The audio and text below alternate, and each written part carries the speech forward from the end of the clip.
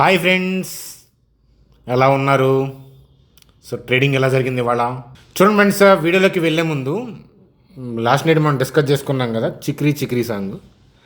So అదీను కోయిలా కోయిలా song ఉంది కదా.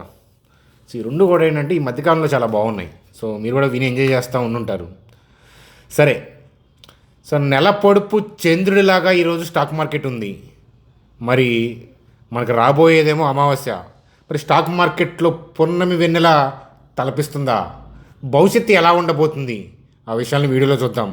అలాగే లెన్స్కార్ట్ ఐపీఓ బ్లాస్ట్ అవ్వలేదు, లిస్ట్ అయింది. మరి ఇలాంటప్పుడు అలాట్మెంట్ జరిగిన వాళ్ళు ఏం చేయాలి అనే ఆలోచన ఉంటుంది కదా. సో ఆ వివరం డిస్కస్ చేద్దాం. అలాగే బజాజ్ ఫినాన్స్ Q2, అలాగే బజాజ్ కన్జ్యూమర్ యొక్క Q2, Subros Q2, KPIT Q2, ఇలాంటి విషయాలు డిస్కస్ చేద్దాం. అలాగే షుగర్ స్టాక్స్కి సంబంధించిన తీపి కబురు, అంటే షుగర్ స్టాక్స్కి స్వీట్ న్యూస్ అదేంటి చూస్తూ బ్యాంక్ నిఫ్టీ యొక్క ముఖ చిత్రంతో వీడియోని రక్తి కట్టిద్దాం.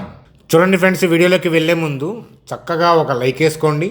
అలాగే కొత్త వాళ్ళైతే సబ్స్క్రైబ్ చేసుకోండి అని చెప్తాను. చూడండి ఫ్రెండ్స్, నిఫ్టీ చార్ట్లోకి వెళ్ళే ముందు సో మీరు టెలిగ్రామ్ గ్రూప్ మెంబర్స్ అయితే కనుక 7th నవంబర్న మనం అప్డేట్ ఇచ్చామన్నమాట. సో ఏంటంటే మీరు అబ్జర్వ్ చేస్తారని మార్కెట్ గురించి, so turning point of view గురించి నేను అబ్జర్వేషన్ అనేది నోట్ అనేది ఇచ్చాను. దానికి సంబంధించిన లాజిక్ని మీరు చాణక్య స్టాక్ ట్రేడర్స్, అంటే మీరు ఇప్పుడు చూస్తున్న ఛానల్లో లాస్ట్ నైట్ ఏంటంటే సో ఆ లాజిక్ కూడా మీరు విన్నారు. సో ఎవరైనా కొత్తగా వాచ్ చేస్తుంటే కనుక సో మీరు వీడియో ఎండ్ చేసేటప్పటికి ఎండ్ కార్డు ఒకటి వస్తుంది. సో అది క్లిక్ చేస్తే ఏంటంటే ఆ వీడియో ప్లే అవుతుంది. అంటే ఎస్టర్డే వీడియో మీరు వెరిఫై చేయొచ్చు. ఈ వీడియో ఎండింగ్ దాకా చూడండి జాగ్రత్తగా ముందు కదా. సో ఇలాంటి అప్డేట్స్ కావాలి అని అంటే మీరు నేర్చుకోవడం కోసం కాన్సెప్ట్స్ నేర్పిస్తున్నాను. వాటిని దయచేసి ఏంటంటే కాన్సెప్ట్ లెర్నింగ్గా తీసుకోండి అని చెప్తాను. అలాంటివి కావాలంటే మీరేం మనీ పే చేయాల్సిన అవసరంలా. మీరు మన ఛానల్ సబ్స్క్రైబర్ అయితే సో జస్ట్ ఏంటంటే డిస్క్రిప్షన్లోకి వెళ్ళండి. వీడియో డిస్క్రిప్షన్లోకి వెళ్తే టెలిగ్రామ్ లింక్ ఉంటుంది, ఫ్రీగా జాయిన్ అవ్వచ్చు. ఎటువంటి మనీ అనేది ఛార్జెస్ చెయ్యం మేము. మార్కెట్లో డూప్లికేట్స్ ఉన్నాయి, వాళ్ళు చేస్తారు, కానీ మేము ఆ పని చేయము. కాబట్టి జాగ్రత్తగా ఉండాలి మీరు. చూడండి సార్, స్క్రీన్ మీద ఏంటంటే నిఫ్టీ యొక్క డే చార్ట్ చూస్తున్నాము. సో ఆల్రెడీ మనం డిస్కస్ చేసుకుంటూనే ఉన్నాం. ఈ ర్యాలీకి కారణమైతే కనుక Q2 అప్డేట్స్, అలాగే దివాళీ సెంటిమెంట్ బయింగ్ మన కంట్రీలో. So most of the years ఏంటంటే దివాళీకి ఏంటంటే ఎంత ప్యానిక్ ఉన్న మార్కెట్ కూడా రికవర్ అవుతుంది. సో అట్లాంటిది ఏంటంటే Q2 బజ్, అలాగే ఏంటంటే మనకి దివాళీ బయింగ్ ఏంటంటే మంచి స్ట్రాంగ్గానే జరిగింది ఇయర్ కూడా. సో అయితే ఏంటంటే దాని తర్వాత ఏంటంటే కాస్త ప్రాఫిట్ బుకింగ్, సో పైకి వెళ్ళబోయే ఏంటంటే కాస్త ప్రాఫిట్ బుకింగ్ అని చెప్పచ్చు. అలాగే గ్లోబల్ క్యూస్ కూడా ఎస్పెషల్లీ టెక్ స్టాక్ సపోర్ట్ చేయకపోవడం, యూఎస్ మార్కెట్లో డిప్ అవడంతో ఏంటంటే మార్కెట్లో ఏంటంటే ప్రాఫిట్ బుకింగ్ వచ్చింది. చూడండి, కంటిన్యూస్ ర్యాలీయా. చూడండి ఈ లైన్ చూడండి. మీరు ఒక క్యాండిల్ చూస్తున్నా ఒక 60 minutes అలా చూస్తే ఏంటంటే మీకు ట్రెండ్ అర్థం కాదు. ఓవరాల్గా మార్కెట్ యొక్క డైరెక్షన్ ఏంటి, ఇంటెన్షన్ ఏంటి, సో మార్కెట్ యొక్క మదిలో ఏముంది, సో అది చూడండి అనమాట. సో ఓవరాల్గా ర్యాలీ అవుతున్న మార్కెట్లో కాస్త ఏంటంటే గ్లోబల్ క్యూస్ వల్ల కానీ మామూలుగా వీళ్ళు కూడా ఏంటంటే కాస్త ప్రాఫిట్ బుకింగ్ మోడ్లోకి వెళ్ళారు. అలా వెళ్ళాలి. సో అప్పుడే ఏంటంటే మార్కెట్ పైకి వెళ్తుంది. సో ఎప్పుడు కూడా మనం చూడండి, హిల్ ఎక్కుతున్నప్పుడు కూడా ఏంటంటే స్ట్రైట్ లైన్లో ఎక్కం. సో అప్ హిల్ ఉంటుంది, డౌన్ హిల్ ఉంటుంది, కొంత నడక ఉంటుంది, సో కొంత స్ట్రైట్గా ఉంటుంది అది. సో అలాగే జీవితం కూడా అంతే. సో కాస్త ర్యాలీస్ మధ్యలో ఏంటంటే కాస్త సడలింపులు ఉండాలి, అంతే కదా. స్ట్రైట్ లైన్లో వెళ్తే ఏంటంటే అహంకారంతో సో కుప్పకూలిపోతారు. మార్కెట్ కూడా అంతే. కాబట్టి ఏంటంటే ర్యాలీ అవుతుంది, ప్రాఫిట్ బుకింగు. సో అలాగే ఏంటంటే ఇక్కడ జోన్ గురించి మీకు క్లియర్ కట్గా ఎక్స్ప్లెయిన్ చేశాను.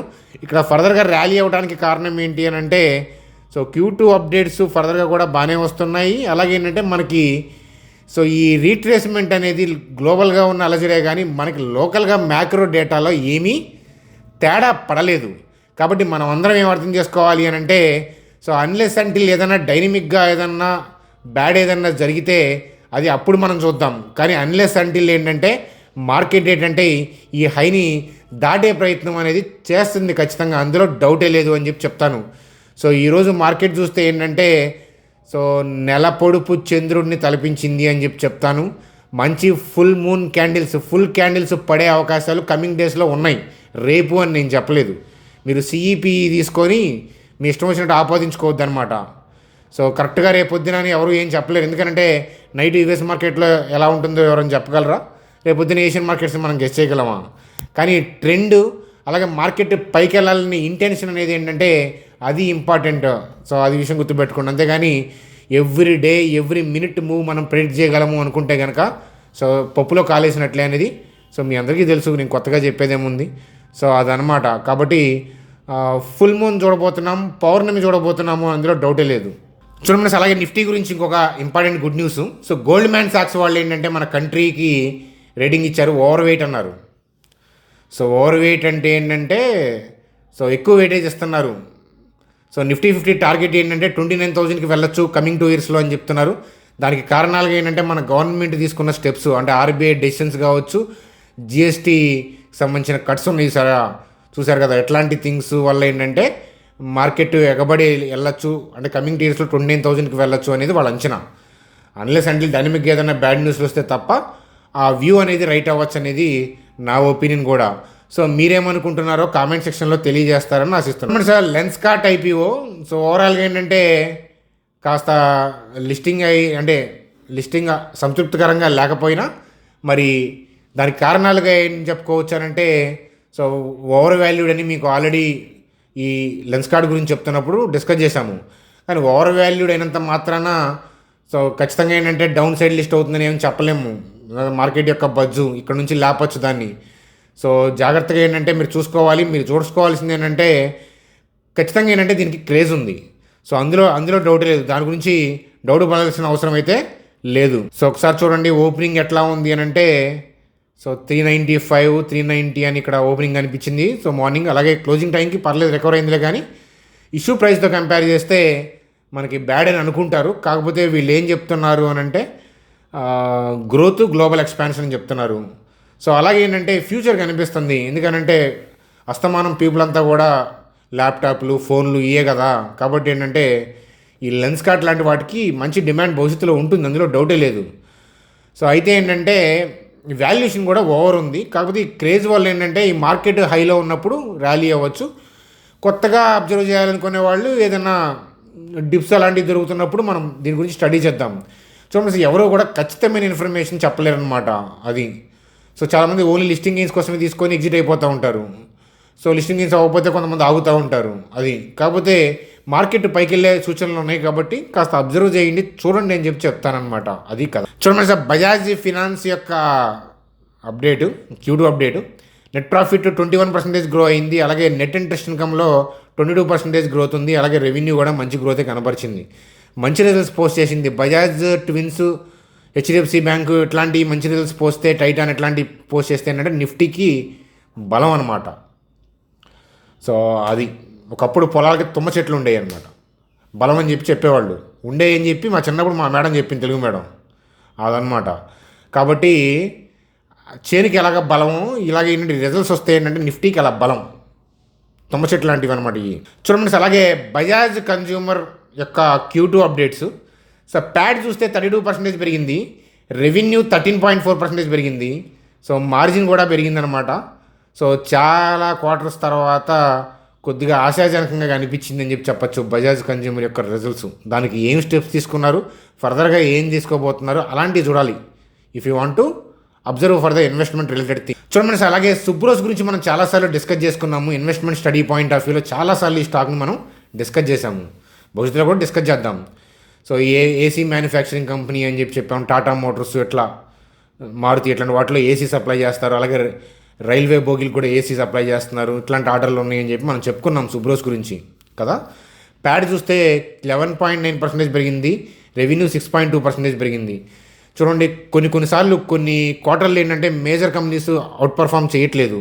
అలాంటప్పుడు కూడా ఏంటంటే ఈ స్టాక్ అవుట్ పర్ఫామ్ చేస్తుంది. కానీ కొన్ని క్వార్టర్ రిజల్ట్స్ మేజర్ కంపెనీస్ యొక్క పర్ఫార్మెన్స్ బాగున్నప్పుడు ఏంటంటే నిఫ్టీతో పాటు చాలా స్టాక్స్ పడతాయి. అలాంటప్పుడు కూడా ఇది పడింది. సో 500 ఆ లెవెల్స్లో కూడా మిమ్మల్ని చూపించారు ఇది.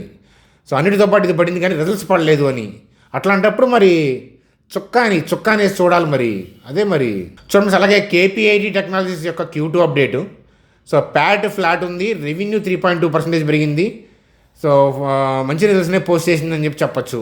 అయితే కేపీఐటీ టెక్నాలజీస్ యొక్క లెవెల్స్ ఏంటి, కొత్తగా అబ్జర్వ్ చేయాలి, ఇన్వెస్ట్మెంట్ స్టడీ చేయాలని వాళ్ళకి లెవెల్స్ ఏంటి, వాల్యూషన్స్ ఎట్లా ఉన్నాయి అనేది మీకు రిక్వైర్మెంట్ ఉంది అని అంటే రేపటి వీడియోలో నేను చెప్తాను. సో మన సబ్స్క్రైబర్స్ కోసం కేపీఐటీ టెక్నాలజీస్ యొక్క investment study views, observations, pros cons అనేవి రేపు కంటిన్యూ చేయడం అనేది జరుగుతుంది. చూడండి, అలాగే sweet news for the sugar stocks. తీపి కబురు ఏంటది అని అంటే, ఈ government allows 1.5 metric ton sugar exports for 2025-26. So molasses డ్యూటీని రిమూవ్ చేశారు. చూడండి, సో ఈ షుగరు, ఈ ఎనర్జీ, ఈ పవర్ ఇట్లాంటి స్టాక్స్ జోలికి నేను ఎక్కువగా వెళ్ళను. రీజన్ ఏంటంటే వోల్టాలిటీ. ఇదే ఇప్పుడు షుగర్ స్టాక్స్కి ఏంటంటే గవర్నమెంట్ అప్పుడప్పుడు ఎలా ఇస్తూ ఉంటుంది, కట్ చేస్తూ ఉంటుంది. అట్లా అనమాట. గీతలను కనుక వదిలినట్టు తర్వాత మనం తాడుతో కట్టేసినట్టు అది. సో అందువల్ల ఏంటంటే గ్రోత్ అనేది ఏంటంటే ఇండివిజువల్గా కంపెనీ మీదతో పాటు ఈ గవర్నమెంట్ డెసిషన్స్ మీద కూడా ఆధారపడి ఉంటాయి. కాబట్టి షుగరు, పవరు, ఈ ఇట్లాంటివి ఎనర్జీ రిలేటెడ్ స్టాక్స్ ఇట్లాంటి వాటికి ఏంటంటే నేను సో కొద్దిగా దూరం పెడతా ఉంటాను. చూడండి సార్, వీడియో ఫర్దర్గా కంటిన్యూ చేసే ముందు సో బ్యాంక్ నిఫ్టీ గురించి కూడా చూద్దాం. చూసే ముందు ఏంటంటే మీలో ఎవరికైనా ట్రేడింగ్ డీమ్యాట్ అకౌంట్ లేకపోతే ఇక్కడ జెరోదా ఏంజల్ లింక్స్ ఇచ్చాను చూడండి. సో జస్ట్ మీరు ఇలా క్లిక్